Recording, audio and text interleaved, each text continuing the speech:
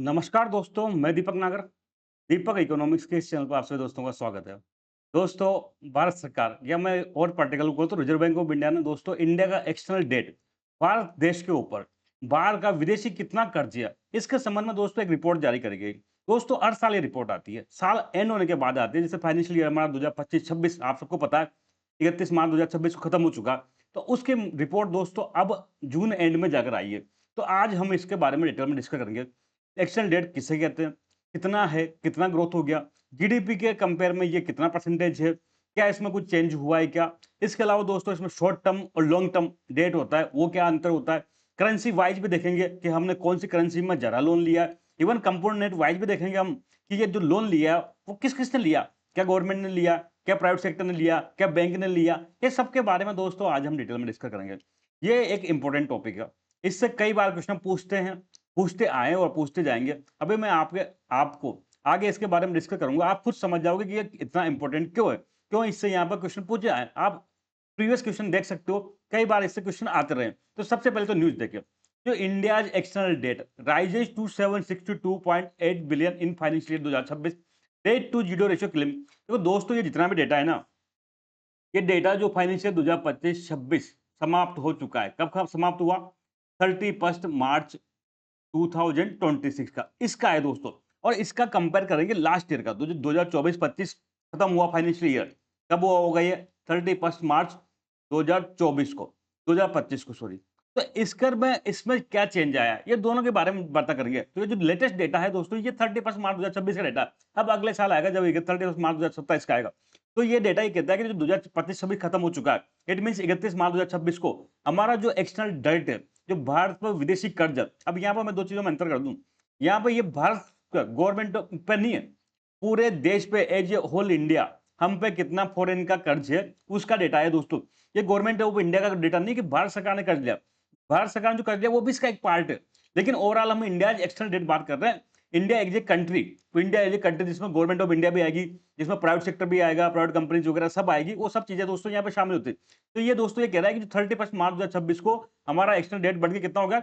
762.8, $762.8 billion हो गया।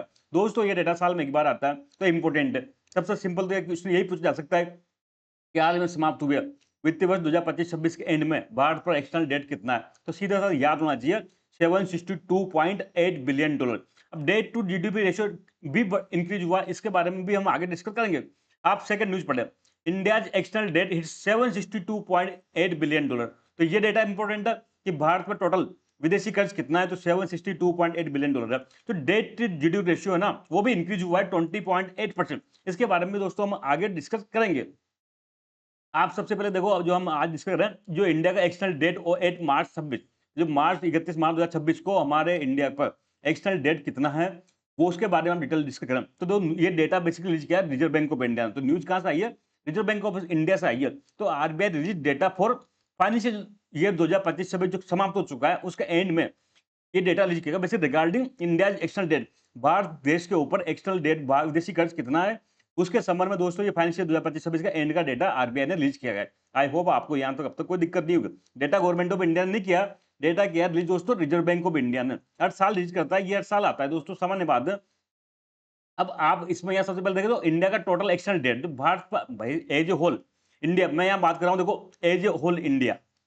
अब इसमें गवर्नमेंट भी विदेश से लोन ले सकती है, इसमें प्राइवेट सेक्टर, प्राइवेट कॉर्पोरेट भी लोन ले सकती है। आप सब जानते हैं एक तरीका होता है एक्सटर्नल कमर्शियल बोरिंग, ये प्राइवेट कंपनीज इसके माध्यम से पैसे उधार लेते हैं। गवर्नमेंट सिक्योरिटी जारी करती है, डेट सिक्योरिटी जारी कर सकती है। कई प्राइवेट सेक्टर के जो है वो भी क्या करते हैं, अपने बॉन्ड वगैरह वहां पर जारी जारी करते हैं। इसके अलावा बैंक भी बाहर से उधार लेते हैं। अब आपको सर बैंक कब से बाहर से उधार ले लिया? अरे तो बैंक में जो एनआरआई डिपॉजिट करते हैं, एनआरआई डिपॉजिट करते हैं, तो ये एक तरह से क्या है, ये एक तरह से हमारे ऊपर कट जाए। तो अभी लेटेस्ट में मैंने एक टॉपिक डिस्कस किया था कि भारत सरकार ने क्या किया था, आरबीआई ने एफसीएनआरबी फॉरेन करेंसी जो नॉन रेजिडेंट है वो बैंक अकाउंट पे कुछ छूट दी थी, ताकि फॉरेन से हम इंडिया में क्या करें, फॉरेन करेंसी में पैसा जमा कराएं बैंकों में। तो एक तरह से ये एफसीएनआरबी आ रहा है, क्या ये एक तरह से हमारे ऊपर उधार है। आप सब जानते हैं बैंक में डिपॉजिट क्या है, एक तरह से संस्था पे उधार होता है। तो ये सब क्या एक तरह से हम उधार है।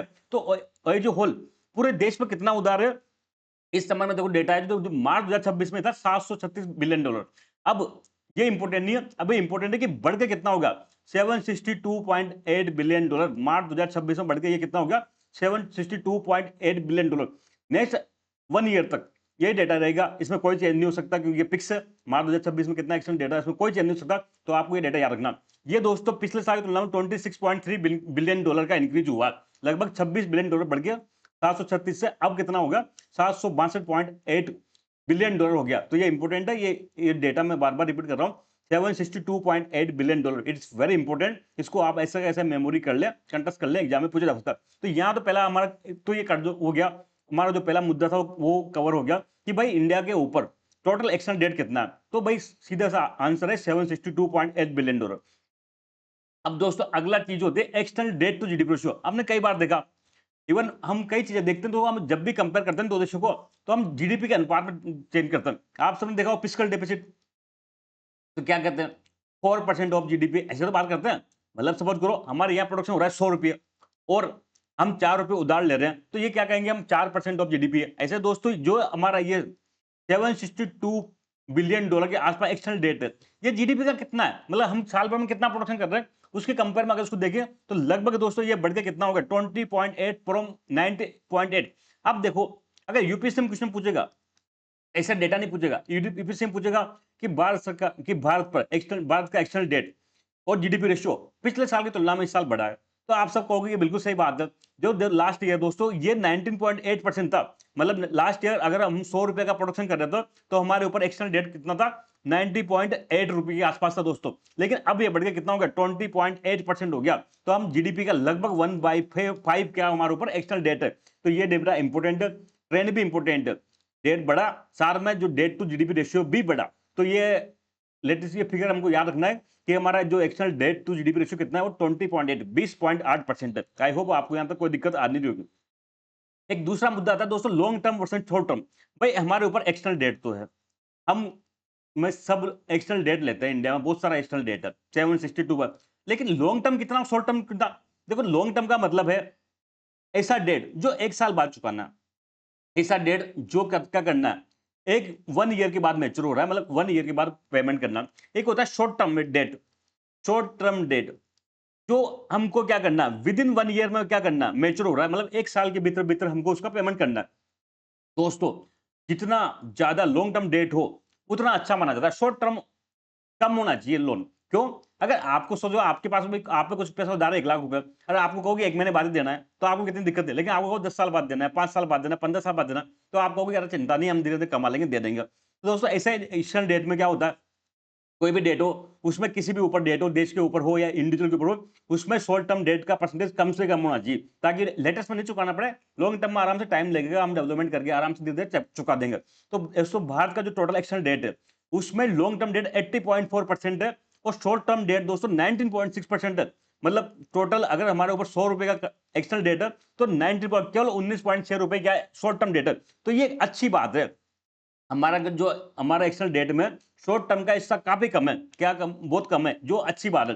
तो ये भी ऑप्शन पूछा जा सकता है कि भाई भारत के एक्सटर्नल डेट में लॉन्ग टर्म डेट का हिस्सा ज्यादा है, तो ये ऑप्शन गलत हो जाएगा। नहीं हमारे नहीं सॉरी, भारत के एक्सटर्नल डेट में शॉर्ट टर्म डेट का हिस्सा ज्यादा है, तो ये ऑप्शन गलत हो जाएगा। भारत के एक्सटर्नल डेट में लॉन्ग टर्म डेट का हिस्सा 18.4% है जो कि ज्यादा है, और शॉर्ट टर्म डेट 19.6% है जो कि कम है। ये एक अच्छी स्थिति है, ये क्या है एक्सटर्नल डेट के हिसाब से अच्छी स्थिति है, मतलब हमारे पास टाइम है एक्सटर्नल डेट को पेमेंट करने के लिए, टाइम से आराम से हम पेमेंट कर सकते हैं। लेटेस्ट में ऐसी कोई चिंता की बात नहीं, लेटेस्ट में ऐसी कोई वार्निंग की बात है नहीं। फोर्थ बिंदु आता है दोस्तों करेंसी वाइज। अब देखो क्या बात होता है, हम एज ए इंडिया बाहर से कर्ज ले रहे हैं, ठीक है, वही हमारे ऊपर डेट है, पूरा रेस्ट ऑफ द वर्ल्ड हो सकता है। अब ये हम किस करेंसी में ले रहे हैं, हो सकता है कई बार हम डॉलर में लेते हैं, जनरली डॉलर में लेते हैं, लेकिन ऐसा भी हो सकता है कि हम रुपये में भी ले लें।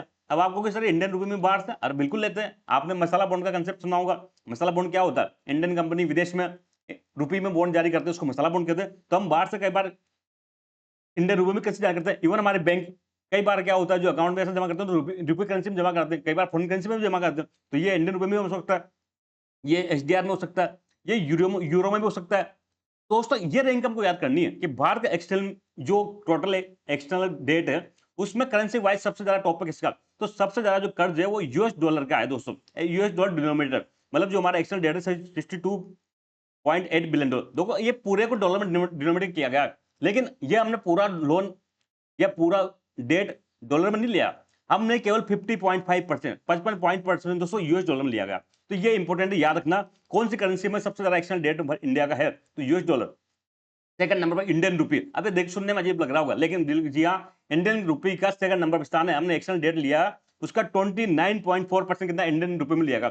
थर्ड नंबर पर दोस्तों जापानी एन है 6.4%। तो ये रैंक भी पूछी जा सकती है, अगर वो टफ करना जाए, इजी करना जाए तो सीधा पूछ सकता है कौन सी करेंसी, तो यूएस डॉलर नंबर 1। लेकिन अगर टॉप 3 पूछ लिया तो ये किसमें कंफ्यूज कर सकता है, यूएस डॉलर, इंडियन रुपी और येन में। तो हमको कंफ्यूज नहीं होना। नंबर 1 जो सबसे ज्यादा बोरिंग करिए वो यूएस डॉलर में करिए, सेकंड नंबर पर इंडियन रुपी में करिए, थर्ड नंबर पर जापानीज येन में करिए, और फोर्थ नंबर पर SDR with international monetary fund, और फिफ्थ नंबर पर जो यूरोपियन यूरो जोन की करेंसी यूरो, इसमें किया गया 3.7।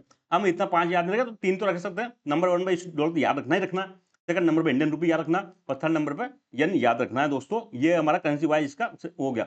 अब इसके बाद कंपोनेंट वाइज, भाई भारत के ऊपर कई कर्ज है, तो कर्ज कैसे कैसे आया, क्या गवर्नमेंट ने लिया, क्या लोन में लिया, क्या डिपोजिट में लिया, तो दोस्तों इसके 4 कंपोनेंट टोटल। सबसे ज्यादा जो हमारा एक्सटर्नल डेट आया है वो लोन के माध्यम से आया।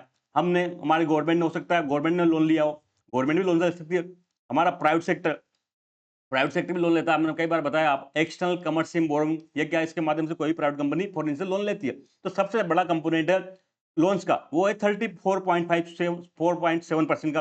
सेकंड नंबर पर currency and deposit. Currency and deposit मतलब बैंकों में फॉरेन के लोगों ने फॉरेन करेंसी में इंडियन बैंक में जमा किया, एफसीएनआरबी अकाउंट और भी अन्य अकाउंट के माध्यम से, उसका देखो शेयर है 22.3%।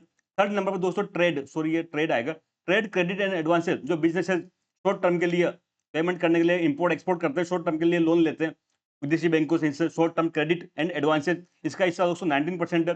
फोर्थ नंबर दोस्तों डेट सिक्योरिटी, जो हमारे इंडियन गवर्नमेंट या सॉरी इंडियन कंपनीज वगैरह फॉरेन में डेट सिक्योरिटी के माध्यम से पैसा उठाती है, तो उसका पार्ट है। तो ओवरऑल कंपोनेंट वाइज भी ये याद रखें, पूरे याद नहीं है तो कम से कम याद रखें कि हमारा एक्शन डेट में सबसे बड़ा कंपोनेंट है लोन्स का, सेकंड नंबर पे करेंसी एंड डिपॉजिट का, थर्ड नंबर पे ट्रेड क्रेडिट एंड एडवांसेज का, और फोर्थ नंबर पे डेट सिक्योरिटीज का। तो दोस्तों ये आज का पूरा मुद्दा क्लियर है। आई होप आपको समझ में आया होगा, मैंने इसको ए टू जेड क्लियर करके बताया। हम जल्दी मिलेंगे दोस्तों, तब तक थैंक यू, जय हिंद दोस्तों।